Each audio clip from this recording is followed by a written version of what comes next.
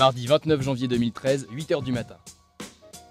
Alors qu'il pleut sur Paris, 6 hommes déchargent du matériel devant le siège de la RATP.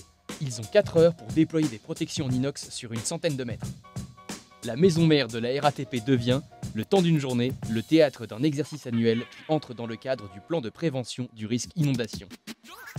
Créé en 2002, le plan de prévention du risque inondation prévoit un large dispositif de protection des sites à risque du réseau RATP. En effet, sur les 253 km de réseau ferré, près de 140 km se trouvent en zone inondable. 470 sites, dont 70 stations de métro et de RER, font donc l'objet d'une protection accrue en cas d'inondation. Concrètement, subir une importante crue de la Seine, c'est faire face à d'énormes risques matériels. Entrée de boue et détritus dans les tunnels, destruction des voies et des installations, dysfonctionnement sur le matériel électrique. À l'exception de la ligne 2, une crue non gérée impacterait toutes les lignes et paralyserait l'intégralité du système de transport. Pour anticiper au mieux les risques de crue, il existe plusieurs lacs réservoirs situés à proximité de Paris. Ils permettent avant tout d'absorber ou de gérer les petites crues qui surviennent régulièrement. Dans le cas d'une forte montée des eaux, leurs actions combinées diminueraient la hauteur de l'eau de 70 cm. Leur capacité est cependant limitée. Ils peuvent retenir jusqu'à 805 millions de mètres cubes d'eau au-delà desquels l'eau doit être relâchée.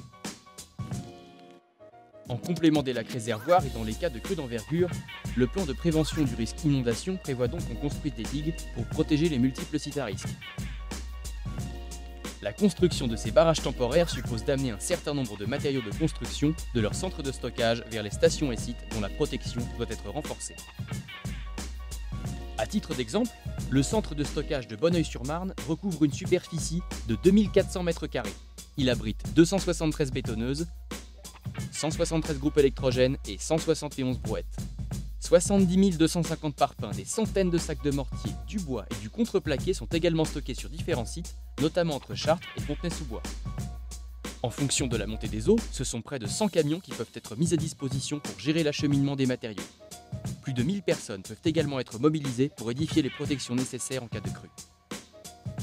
La RATP peut a priori faire face à une crue dite centenale en 1 à 4 jours, le temps d'acheminer les matériaux et matériels en station et de monter les protections. Il faut en effet compter 4 jours de montée des eaux avant d'atteindre le seuil critique du niveau de la Seine en 1910, ce qui laisse le temps à la RATP de déployer un dispositif de protection efficace. Cette crue est à ce jour la plus grande que Paris ait connue. Le niveau de la Seine est en effet monté jusqu'à 8,62 m.